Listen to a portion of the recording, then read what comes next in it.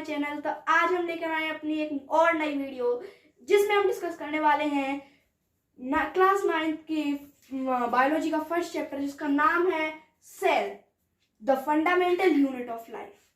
Okay, तो आज हम इस वीडियो में शुरू करते हैं कि और मैं पहले आपको बता देता हूँ, थोड़ा इंट्रोडक्शन देता हूँ कि इस चैप्टर में हम क्या क्या पढ़ेंगे और आखिर सेल जो है, जो इसका मतलब चैप्टर का नाम है, वो आखिर है क्या, what is meant by cell.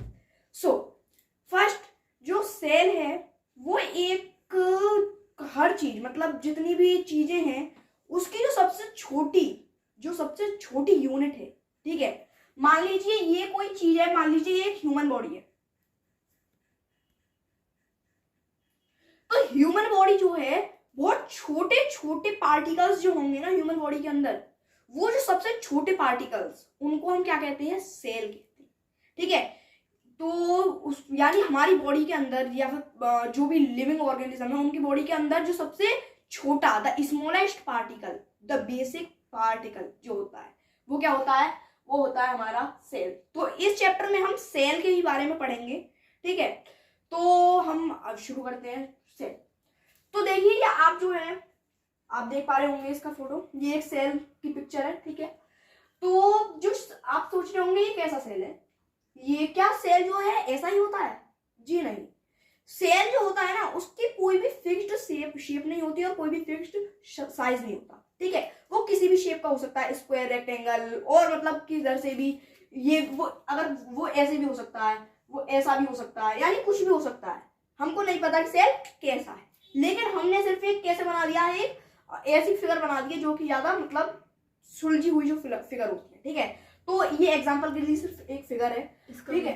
तो ये सेल जो है, सेल की डिस्कवरी। अब पहले बात कर लेते हैं हम, पहले हम बात कर लेते हैं सेल के पार्ट्स के बारे में। तो देखिए सेल जो है, सेल की शुरुआत से अगर करें तो ये सेल है, सेल की ये जो बाहर की एक लेयर होती है, ठीक है, जिससे वो क्या होता है, कवर होता है। जो सेल है वो एक बाहर की लेयर से कवर होता है, जिसको हम क्या कहते हैं, सेल मेम्ब्रेन। जैसे आप देख पा रहे हो ये सेल है, सेल ये जो है ना, ये इससे कवर है सेल जो है, ठीक है। तो इसको हम क्या कहते हैं, इसको हम कहते हैं सेल मेम्ब्रेन, ठीक है। वहीं सेल मेम्ब्रेन के बाहर एक और वॉल होती है, मतलब एक और क्या होती है, एक और लेयर होती है, ठीक है, जिसे हम क्या कहते हैं, जिसे हम कहते हैं सेल वॉल।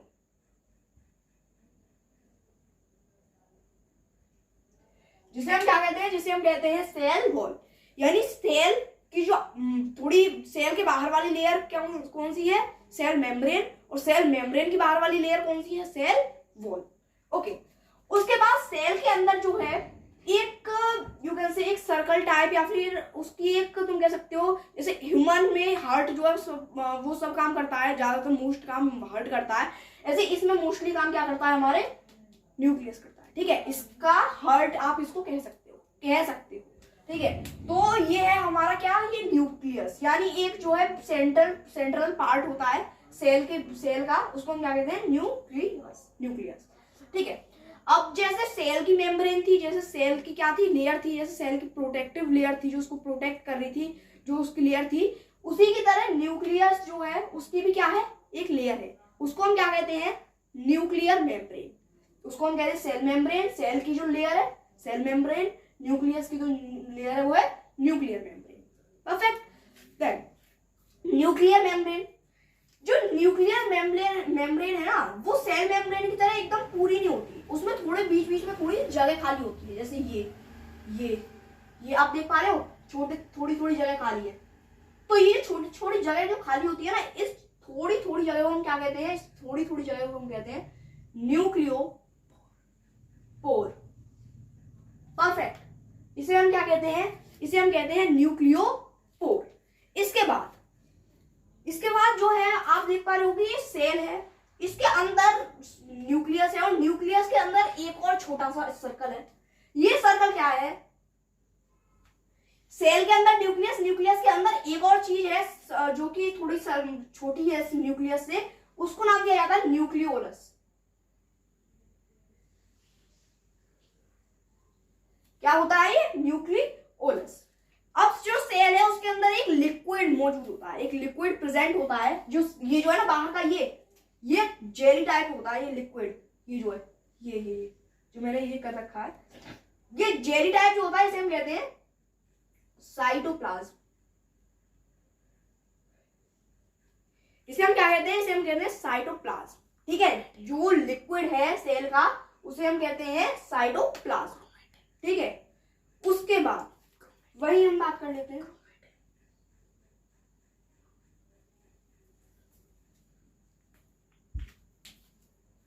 तो आप जो इन्हें देख पा रहे हो ना, ये एक अनसुलझे से धागे भी होते हैं, मतलब धागे थ्रेड टाइप आप कह सकते हो।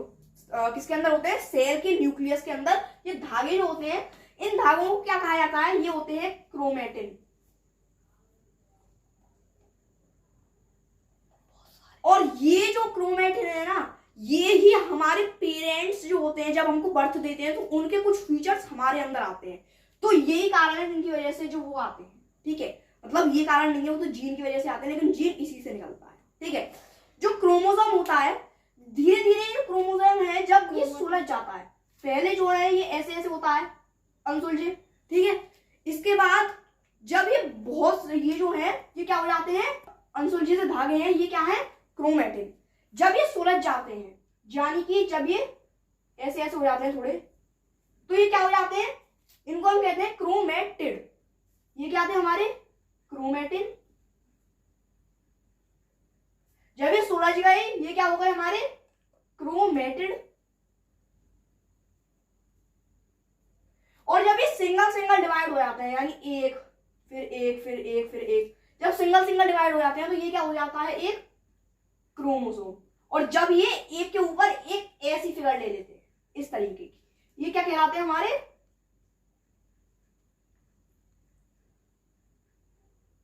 क्रोमोसोम। क्रोमोसोम से हमारा क्या निकलता है, डीएनए, जिससे हम मतलब जो हमारे पेरेंट्स की जो कुछ फीचर्स हमारे अंदर आते हैं वो किसकी वजह से आते हैं, इससे निकलता है हमारा डीएनए। और उससे जो बेसिक होता है वो हो जाता है हमारा जीन।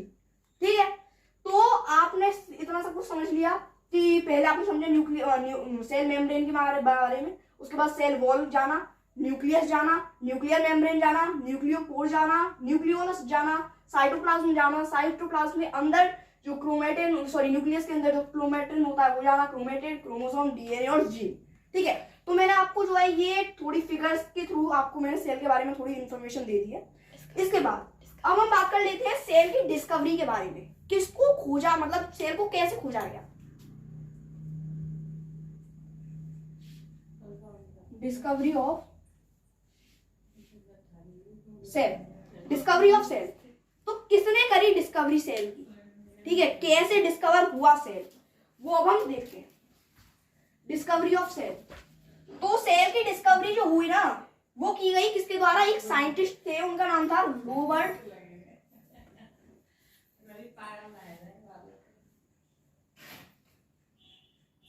ये कौन है, रॉबर्ट हुक। रॉबर्ट हुक कौन है भाई, ये रॉबर्ट हुक जो है ये साइंटिस्ट है जिन्होंने सेल को इन्वेंट किया है। इन्होंने क्या किया था, जो रॉबर्ट हुक थे इन्होंने सेल की डिस्कवरी की थी, यानी डिस्कवर किया था सेल को। कौन सी ईयर में डिस्कवर किया था इन्होंने, 1665 में। कौन से में, 1665 में डिस्कवर किया गया था रॉबर्ट हुक द्वारा, किसको, सेल को।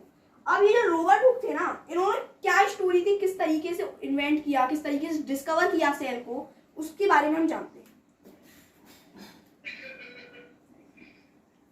ये मान लीजिए रॉबर्ट हुक है, ठीक है, इसने जो है इन्वेंट किया सेल को, डिस्कवर किया। तो इन्होंने क्या देखा, एक बार ये कोर्क, आप पहले मैं बता देता हूँ एक बार, कोर्क क्या होता है, कोर्क एक आपने सुना हो पेड़ की जो छाल होती है, ठीक है, उसके अंदर एक सब्सटेंस होता है, उसे कोर्क कहा जाता है। ठीक है, तो जो कोर्क है इन्होंने एक खुद का अपना सेल्फ माइक्रोस्कोप बनाया था, सेल्फ मेड माइक्रोस्कोप इनका। तो इन्होंने उस पेड़ की छाल के अंदर उस माइक्रोस्कोप से देखा, तो इनको क्या देखा, इनको छोटे छोटे बॉक्सेस दिखे, उनको छोटे छोटे बॉक्सेस दिखे जैसे हनीकॉम्ब में होते हैं। ठीक है, ये सोच रहे भाई ये क्या है, तो इन्होंने क्या किया, इन्होंने छोटे बॉक्सों को नाम दे दिया। जर्मन लैंग्वेज में इनको क्या कहा जाता है, जो सेल होता है ये वर्ड यूज किया जाता है स्मॉल बॉक्सेस और स्मॉल रूम के लिए। ठीक है, तो इन्होंने क्या किया, ये जो सेल था इन्होंने नाम दे दिया कि इसके अंदर क्या हमको दिख रहा है, हमको दिख रहा है छोटे छोटे बॉक्सेस, छोटे छोटे रूम दिख रहे हैं। ठीक है, तो इन्होंने इसका नाम क्या रख दिया, इन्होंने इसका नाम रख दिया सेल। तो ये स्टोरी थी किस तरीके से जो रॉबर्ट हुक थे उन्होंने क्या डिस्कवर किया, सेल को डिस्कवर किया। अब कुछ और भी साइंटिस्ट थे जिन्होंने और डिस्कवरीज की और पाया कि सेल कहाँ कहाँ, मतलब सिर्फ उस पेड़ की छाल में ही नहीं और जगह भी पाया जाता है। फिर उसके बाद देखा कि न्यूक्लियस के बारे में इन्वेंशन किया, फिर धीरे धीरे उसके और पार्ट्स के बारे में इन्वेंशन करते गए और हमको अब ये इतना सब कुछ पता है सेल के बारे में। अब मैं उन थोड़े और साइंटिस्टों के बारे में नाम बता देता हूँ, ठीक है। एक है रॉबर्ट ब्राउन, ठीक है, जैसे रॉबर्ट हुक है ऐसे ही है एक रॉबर्ट ब्राउन, जिन्होंने क्या इन्वेंट किया था, जिन्होंने इन्वेंट किया था एक यू कैन से न्यूक्लियस जो होता है, ये जो न्यूक्लियस है वो रॉबर्ट ब्राउन के द्वारा इन्वेंट किया गया था, ठीक है। तो बहुत सारे साइंटिस्ट हुए जिन्होंने बहुत सारी चीजों को इन्वेंट किया। तो इसके बाद हम आ जाते हैं कुछ और साइंटिस्टों के नाम के बारे में, जो कि जैसे एक साइंटिस्ट का नाम था हेगल। हेगल नाम के जो एक साइंटिस्ट थे, इन्होंने क्या डिस्कवर किया कि जो न्यूक्लियस है वो यूज किया जाता है स्टोरिंग के लिए, यानी कि जो सेल के अंदर प्रोडक्शन होता है उसको स्टोर करने के लिए और ट्रांसपोर्ट करने के लिए पूरे सेल बॉडी में यूज किया जाता है हेगल द्वारा, ठीक है। उसके बाद दूसरे साइंटिस्ट आए जो कि थे जे.ई. पुरकिंजे ने प्रोटोप्लाज्म को डिस्कवर किया। और एक आए हमारे जैकोब श्लेडिन, इन्होंने क्या डिस्कवर किया कि जितने भी प्लांट्स हैं उनके अंदर क्या होता है, सेल होता है, ठीक है, इन्होंने ये डिस्कवर किया। इसके बाद आते हैं एक और साइंटिस्ट जो है थियोडोर श्वान, इन्होंने डिस्कवर किया कि प्लांट्स प्लस एनिमल दोनों में क्या होता है, सेल होता है, ठीक है। तो इस तरह की कुछ डिस्कवरी जो है साइंटिस्ट द्वारा की गई है। अगर आप चाहो तो इनके जो नाम है वो आप नोट कर सकते हैं, ठीक है, क्योंकि बहुत ज्यादा इंपॉर्टेंट है और ये नॉलेज हमारी एनसीईआरटी बुक में भी नहीं है, एक्स्ट्रा नॉलेज, ओके। उसके बाद हम बात कर लेते हैं अदर चीजों के बारे में, जैसे हम बताते हैं जैसे कि दूसरी उनके बारे में बात करते हैं। जैसे कि अब हम देखते हैं दो तरह के ऑर्गेनिज्म होते हैं, ठीक है, सॉरी तीन तरह के, माय मिस्टेक, दो तरह के ऑर्गेनिज्म होते हैं, एक यूनिसेल्यूलर एक मल्टीसेल्यूलर, अंडरस्टूड।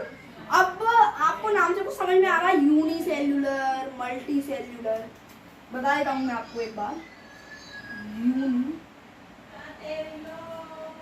सेल्यूलर, यूनि का मतलब होता है एक, सिंगल, सेल्यूलर वाला यानी कंटेन सेल,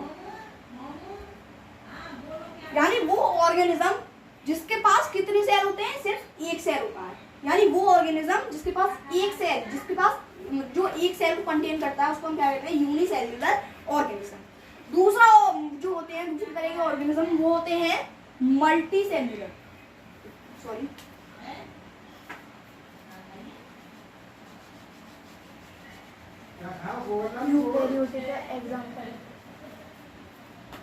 दूसरे क्या होते हैं, मल्टी सेल्यूलर,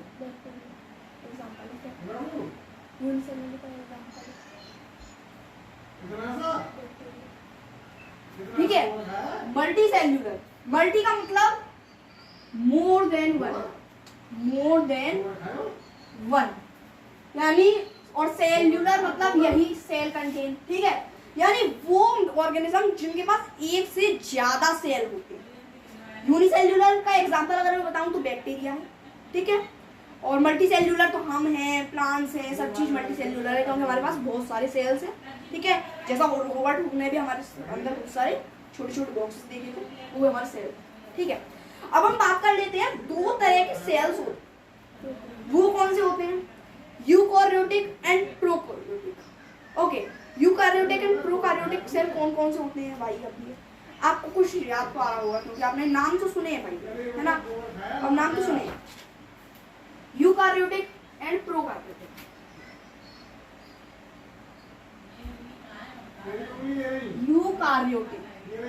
यूकैरियोटिक मतलब होता है, अब मैं अगर इनकी वर्ड की थीम से समझाऊंगा आपको, ठीक है, दैट मीन यू मीन्स नए यानी न्यू, और योटिक यानी डिफाइन, ठीक है, यानी कि न्यूली डिफाइंड। इसका मतलब क्या हुआ, यूकार्योटिक सेल। दैट मीन वो सेल्स जो कि डिस्कवर होने के बाद, यानी डिस्कवरीज के बाद डिस्कवरीज जब होती गई, तो एक सेल जहां पर डिस्कवरी खत्म हुई तो वो जो सेल बना, ठीक है, उसके अंदर बहुत सारी नई नई चीजें थी, डिस्कवरीज हुई, जैसे nucleoplasm, nucleomembrane, nucleopod, chromatin, chromatid, DNA, gene और nuclear membrane, sorry you can say cell membrane, cell wall, ये सब जो जब चीजें इन्वेंट हुई तो इनके बाद एक ऐसा सेल बना जो अपने आप में पूरा क्या था, अपने आप में पूरा अपना जो एक कंप्लीट था, ठीक है, एक कंप्लीट सेल बना। तो वो जो सेल था जिसमें सब यानी जितने भी नई नई चीजें इन्वेंट हुई थी, जो मैंने बनाया है, ये क्या है, यूकार्योटिक सेल है, ठीक है, जिसमें कि ये जो सेल होते थे इसमें न्यूक्लियस होता था, ठीक है, और बहुत सारी नई नई मतलब चीजें जो इन्वेंट हुई थी वो इसमें प्रेजेंट होती थी, ठीक है। वही बात कर लेते हैं प्रोकार्योटिक सेल। प्रोकार्योटिक सेल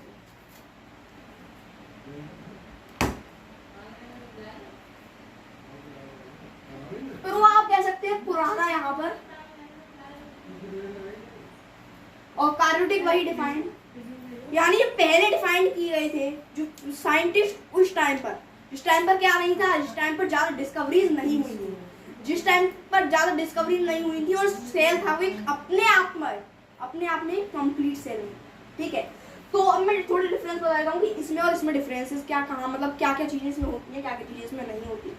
इसमें जो न्यूक्लियस होता है वो होता है, nucleus is present in eukaryotic cell but not in prokaryotic. Prokaryotic में जो न्यूक्लियस होता है वो नहीं होता, लेकिन यूकार्योटिक में वो जो होता है वो होता है, ठीक है। जो प्रोकार्योटिक होता है वो छोटा होता है, ठीक है, स्मॉल इन साइज, और जो यूकार्योटिक होता है वो बड़ा होता है साइज में। वो क्या होता है, बड़ा होता है, ठीक है, वो क्या होता है, बड़ा होता है साइज में, ठीक है। तो उसके बाद जो न्यूक्लियस एब्सेंट होता है, ठीक है, न्यूक्लियोलस जो होता है वो भी एब्सेंट होता है, ठीक है। और जो इसके क्रोमोसोम होते हैं वो सिंगल क्रोमोसोम होते हैं, और इसमें डबल मतलब इसमें सिंगल और इसमें एक सिंगल से ज्यादा, ठीक है। जो यहाँ पर सेल मेम्ब्रेन होती है वो नहीं होती प्रोकार्योटिक में, यूकार्योटिक में होती है, ठीक है। और आप सोच रहे हो कि यार न्यूक्लियोलस न्यूक्लियस तो भाई हर किसी में मेन पार्ट होता है, क्योंकि हर किसी सेल की बात करें तो न्यूक्लियस इसमें होता तो है, प्रोकार्योटिक में न्यूक्लियस प्रेजेंट होता है, न्यूक्लियस प्रेजेंट तो होता है,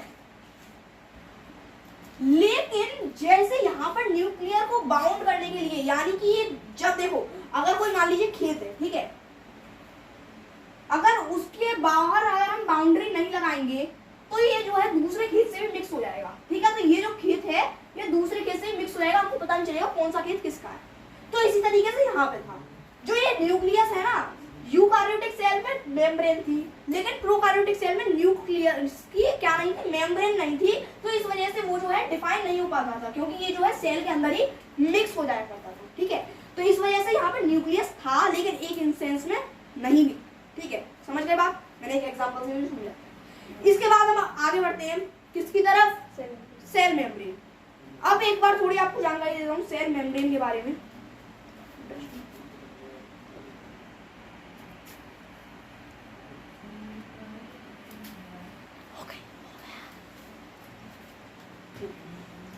तो अब हम आ जाते हैं किधर, सेल मेम्ब्रेन।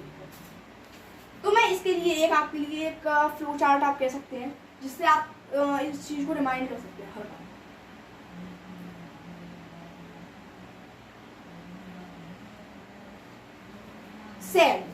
सेल में क्या होता है, सेल में होता है सेल मेम्ब्रेन,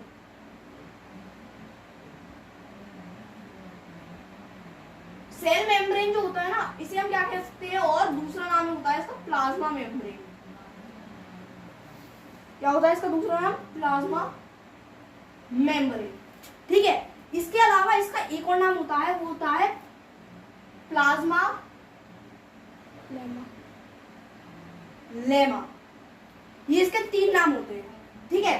पहला सेल मेम्ब्रेन, प्लाज्मा मेम्ब्रेन और प्लाज्मा लेमा, ठीक है, ये तीन नाम होते हैं। दूसरा, अब मैं इसी जो फ्लो चार्ट है ना, इससे मैं दो टॉपिक आपको क्लियर कराऊंगा। पहला प्लाज्मा मेम्ब्रेन, सेल मेम्ब्रेन, और ये जो मतलब इसके तीन नाम है, तीन नाम जो है इसके सेल मेम्ब्रेन के, और दूसरा साइटोप्लाज्म,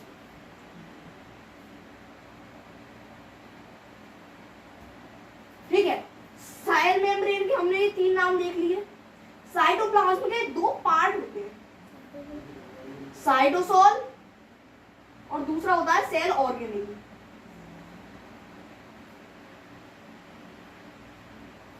साइटोसोल मतलब कि ये जो होता है डाइजेशन वगैरह के काम में आता है, ठीक है। यानी यहाँ पे जो ये प्रेजेंट होता है ना, इसमें ही साइटोसोल होता है। ये जो साइटोप्लाज्म क्या है बताया था मैंने, ये लिक्विड होता है, ठीक है। न्यूक्लियस और सेल मेम्ब्रेन के बीच में जो होता है पार्ट, जहाँ पे लिक्विड होता है, उसको हम क्या कहते हैं, साइटोप्लाज्म। साइटोप्लाज्म के 2 पार्ट होते हैं, साइटोसोल और सेल ऑर्गेनेली। यानी यहाँ पे जो बहुत सारी चीजें बहुत सारी यूजफुल चीजें होती हैं यहाँ पे, जो बहुत सारे जो फंक्शंस होते हैं सेल के अंदर, उनमें वर्क करती हैं इस लिक्विड के अंदर। मतलब साइटोप्लाज्म के अंदर बहुत सारी ऐसी चीजें होती हैं जो फंक्शन में वर्क करती हैं, ठीक है। तो वो चीजें मैं अभी आपको बताऊंगा उसके बारे में बाद में, ठीक है। तो इसके अंदर 2 चीज होती है, सेल ऑर्गेनेल मैंने बता दिया, वो चीजें जो कि मतलब और फंक्शंस में वर्क करती हैं सेल के वर्किंग में, ठीक है। और साइटोसोल यानी डाइजेशन वगैरह जो, ठीक है।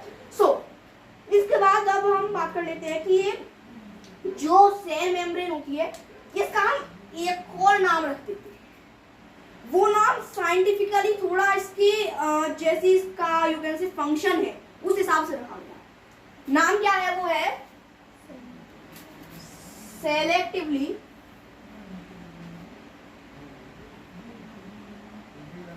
Permeable membrane. Selectively permeable membrane या फिर इसे सेमी परमिएबल मेम्ब्रेन भी कहते हैं, ठीक है। सेलेक्टिवली जो है ज्यादा बेटर होता है, ठीक है। सेलेक्टिवली परमिएबल मेम्ब्रेन, इसके नाम से मैं आपको एक बार फिर से डिफाइन कराऊंगा। Selectively permeable and membrane. Selectively का मतलब क्या होता है, जो सेलेक्ट कर करके किसी चीज को अंदर भेजती है या फिर उसको मतलब उनको चुन के मतलब सेलेक्ट करती है, उनको चुनती है, ठीक है। परमिएबल यानी अलाउ करती है उनके एंटर को, ठीक है।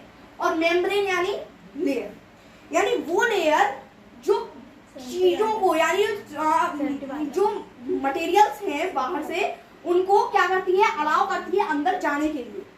अब आप थोड़ा से रिलेट कर पा रहे हैं, यानी कि जो सेल है, इसकी जो मेम्ब्रेन है, ये वो मेम्ब्रेन होती है जो बाहर से जो सामान होता है ना, बाहर से बहुत सारी जैसे एयर हुई, ठीक है, कार्बन डाइऑक्साइड हुई, वो इसके अंदर जाने को क्या करता है, परमिशन देता है। परमिएबल यानी चुन के उसको अंदर भेजता है, कौन सा अंदर जाने लायक है और कौन सा अंदर नहीं जा सकता, ठीक है। तो जैसे कि वो एक छलनी की तरह काम करता है, जैसे आपको एग्जांपल दूं, ठीक है, कि यहाँ जैसे चाय का अगर मैं कहूँ तो चाय जो हम छानते हैं, चाय पत्ती जो है छलनी के अंदर रह जाती है और जो चाय होती है वो नीचे निकल जाती है, ठीक है। ऐसे यहाँ पे होता है, जो जाने लायक है उसको तो भेज देती है और जो जाने लायक नहीं है वो टकरा के वापस यहीं रह जाता है, ठीक है।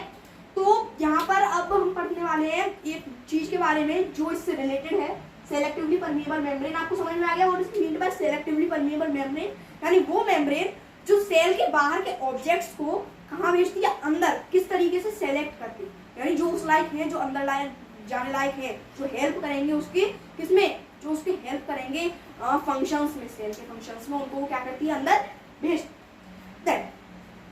जो ये सेलेक्टिवली परमिएबल मेम्ब्रेन है, इसकी ही वजह से सेल के अंदर डिफ्यूजन, अब मैं आपको एक नया वर्ड लेके आ रहा हूँ, वो है डिफ्यूजन। इससे आपको मैं रिलेट कराऊंगा।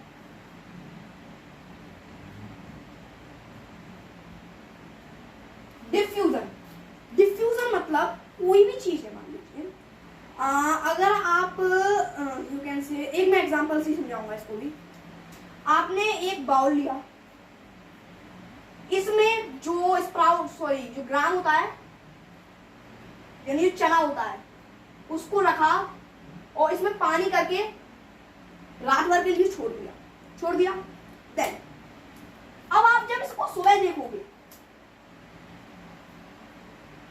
आफ्टर नाइट जब आप इसको देखोगे तो जो पानी होगा वो इसमें से गायब हो चुका होगा, मतलब इनसे पूरा गायब नहीं लेकिन कम हो चुका होगा। और जो सनी है वो सॉफ्ट प्लस कैसे, स्वोलन यानी फूल गए होंगे, ठीक है।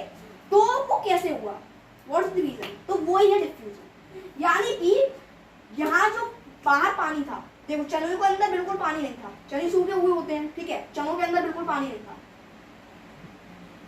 लेकिन चने के बाहर, यानी ये कटोरे के अंदर पानी है, ये चने के बाहर का एनवायरनमेंट है, ठीक है। चने के बाहर के एनवायरनमेंट में पानी जो था वो प्रेजेंट था, मौजूद था, ठीक है।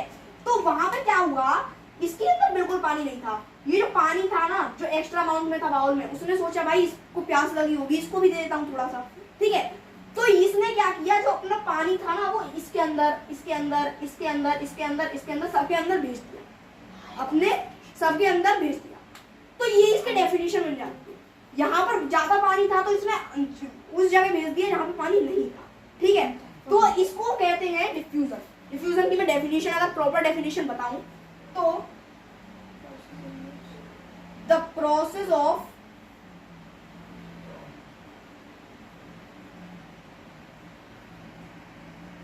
Moving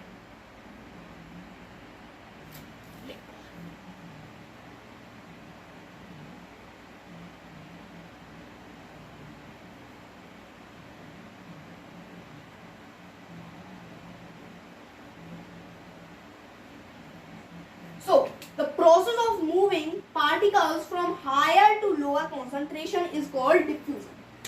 Higher to lower concentration moving of particles means जब जो particles हैं सेल के, यानी सॉरी सेल के नहीं, गैस के particles जो होते हैं, वो गैस के या वाटर के, तो जब वो हायर कॉन्सेंट्रेशन से लोअर कॉन्सेंट्रेशन, हायर कॉन्सेंट्रेशन यहाँ जब मतलब एक मान लीजिए ये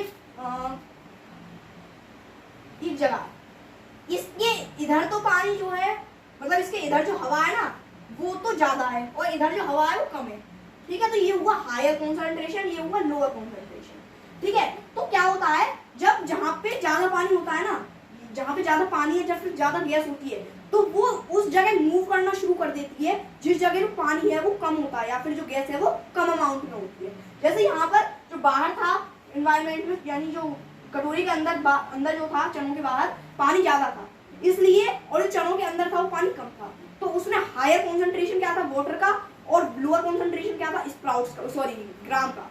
तो उन्होंने क्या किया, जो पानी था उसने मूव करना शुरू कर दिया हायर से लोअर कॉन्सेंट्रेशन यानी चनों की तरफ, ठीक है। इस वजह से वो चनों के अंदर क्या चले गया, पानी चला गया और उस वजह से वो क्या हो गई, स्वोलन अप, यानी वो फूल गए, ठीक है। तो ये जो प्रोसेस होता है इसको हम कहते हैं डिफ्यूजन। तो अगर हमारे पास ये सेलेक्टिवली परमेबल मेम्ब्रेन ना होती तो हम ये डिफ्यूजन प्रोसेस को नहीं कर पाते, क्योंकि ये उस पानी को अंदर भेज रही है सेल के, जिसकी वजह से सेल जो है स्वोलन अप। परफेक्ट। अब हम इसी में बात कर लेते हैं एक और चीज की, मैं आपको क्लियर करा देता हूँ। आपकी बुक में जो है डिफ्यूजन और ऑस्मोसिस, ये दो वर्ड यूज किए गए होंगे। डिफ्यूजन मतलब जब एयर के पार्टिकल्स सेल के अंदर मूव करते हैं उसको हम कहते हैं डिफ्यूजन, और जब वाटर के पार्टिकल सेल के अंदर मूव करते हैं हायर से लोअर कॉन्सेंट्रेशन की तरफ, उसे हम ऑस्मोसिस कहते हैं। परफेक्ट, उसे हम क्या कहते हैं, ऑस्मोसिस कहते हैं, ठीक है। तो मैंने क्या बताया, जो क्या कहते हैं, अरे हाँ, जो डिफ्यूजन होता है उसमें क्या होता है, जो वाटर और एयर दोनों हायर कॉन्सेंट्रेशन से लोअर कॉन्सेंट्रेशन की तरफ मूव करने लगते हैं, और जब वाटर में होता है सिर्फ वाटर में, उसको हम कहते हैं ऑस्मोसिस, ठीक है। तो इधर मैं लिख देता हूं एक बार, डिफ्यूजन किसमें होता है, बोथ, और जो ऑस्मोसिस होता है वो किसमें होता है,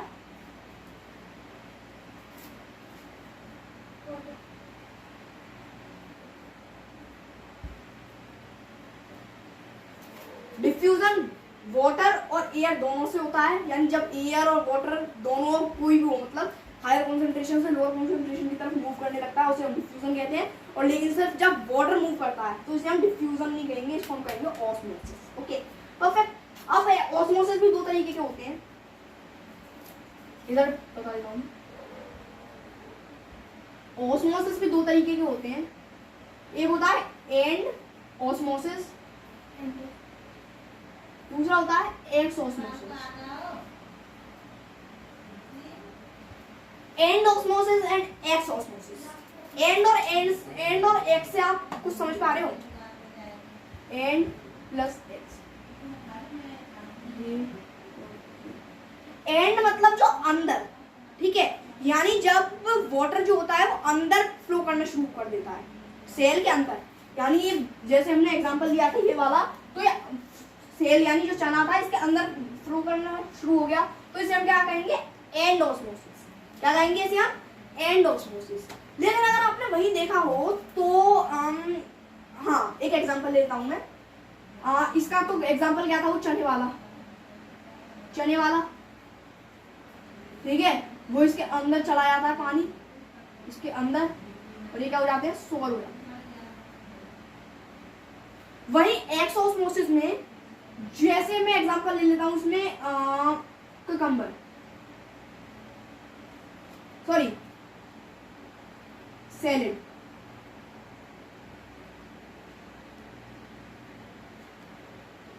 जब हम सॉल्ट जो है ऐड करते हैं सैलेड में, यानी अपने जब हम सैलेड खाते हैं उसमें हम क्या करते हैं, ऐड करते हैं सॉल्ट को, तो उसमें क्या होता है, थोड़ी देर बाद अगर हम देखते हैं तो उसमें से पानी जो है ना, उसका जो वाटर होता है वो कहाँ आ जाता है, बाहर आ जाता है। तो ऐसा क्यों होता है, ऐसा इस वजह से होता है क्योंकि जो ये था ना, ये जो सॉलिड था, ठीक है, सॉरी जो क्या था, जो सैलेड था हमारा सैलेड, ठीक है, वो उसके पास क्या था, जो जैसे उसमें जूसी चीजें थी, ठीक है, तो जूसी चीजें जो होती हैं उनके अंदर वाटर का कॉन्सेंट्रेशन ज्यादा था, लेकिन जो सॉल्ट डाला उसमें कॉन्सेंट्रेशन नहीं था। इस वजह से हायर कॉन्सेंट्रेशन था सलाद में, मतलब सैलेड में हमारे में, ठीक है, वाटर का, और लोअर कॉन्सेंट्रेशन था सॉल्ट में। तो हायर कॉन्सेंट्रेशन से लोअर कॉन्सेंट्रेशन की तरफ शुरू हो गया, इस वजह से सॉल्ट का पानी बन गया वो, ठीक है, जो पानी था उसमें सॉल्ट मिक्स हो गया, ठीक है, और इस वजह से जो ये सैलेड था वो हमारा क्या बन गया, वो जो उसने पानी जो है बाहर अपना लीव कर दिया, ठीक है। तो इसमें क्या, हम एक और एग्जांपल लें तो अगर आपने देखा हो कि जब हम शुगर सिरप, ठीक है, उसमें हम जब किशमिशों को डालते हैं तो वो जो है श्रिंक, यानी यू कैन से सिकुड़ जाती है। तो क्या होता है, क्योंकि जो बाहर होता है वो गाढ़ा होता है शुगर सिरप, इस वजह से उसमें वाटर का कॉन्सेंट्रेशन कम होता है और किशमिश जो होती है उसमें ज्यादा होता है। तो वो किशमिश जो होती है उसका कॉन्सेंट्रेशन जो है फ्लो होना शुरू हो जाता है उसके अंदर, इस वजह से वो श्रिंक हो जाती है। तो एक्स ऑस्मोसिस में तो ऑब्जेक्ट क्या होता है, श्रिंक होता है, और एंड ऑस्मोसिस में पानी जब अंदर जाता है तो उस वजह से क्या होता है, सोलन अप। अंडरस्टूड। ये जो है दो तरह की वहां पर जो चीजें होती हैं वो बनती हैं। अब हम आ जाते हैं सॉल्यूशंस पे। यहाँ पर हम सॉल्यूशंस की तरफ बढ़ रहे हैं, ठीक है, पहले हम इसको रफ कर लेते हैं।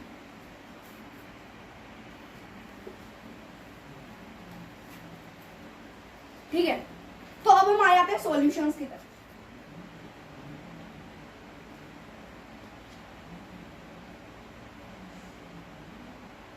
ठीक है, सॉल्यूशंस जो होते हैं वो हमारे 3 टाइप्स के होते हैं। 3 टाइप के सॉल्यूशन होते हैं। पहला हाइपोटोनिक, दूसरा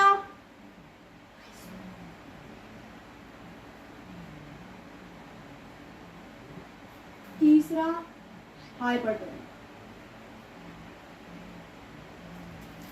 hypotonic, isotonic, hypertonic.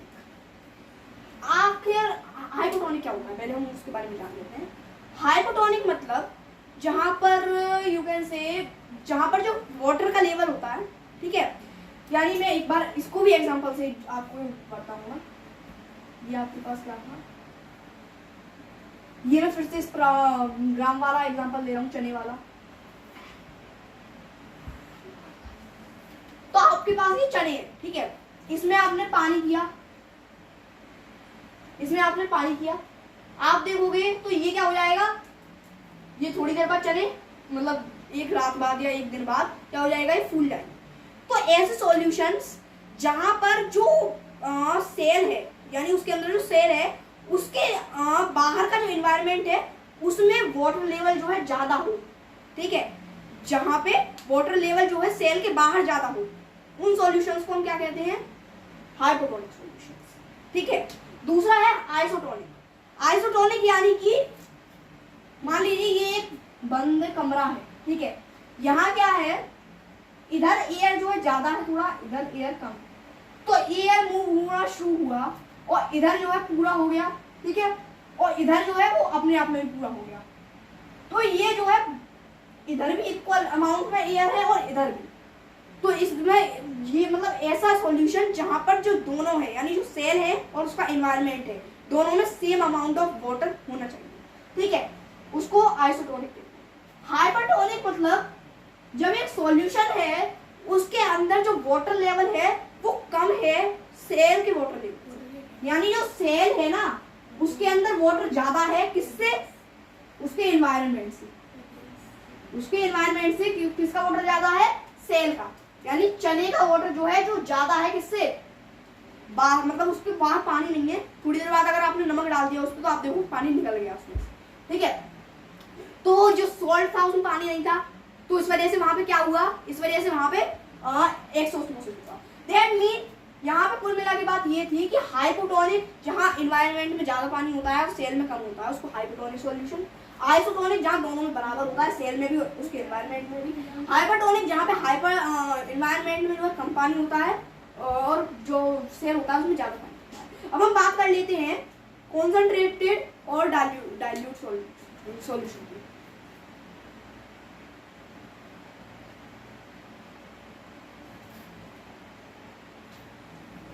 Concentrated solution वो सॉल्यूशंस होते हैं कॉन्सेंट्रेटेड जहां पर जो जिसमें आप कुछ मिला सकते हैं, ठीक है। कॉन्सेंट्रेटेड यहाँ पे मतलब यू कैन से कि जैसे आप अगर एग्जांपल ले लेते हैं एक फ्रूट, आप कोई कोल्ड ड्रिंक लेके आए तो आप इसमें कुछ भी नहीं मिला सकते, अगर मान लो आपने इसमें पानी ऐड किया तो जो इसका टेस्ट है ना वो बेकार हो जाएगा, ठीक है।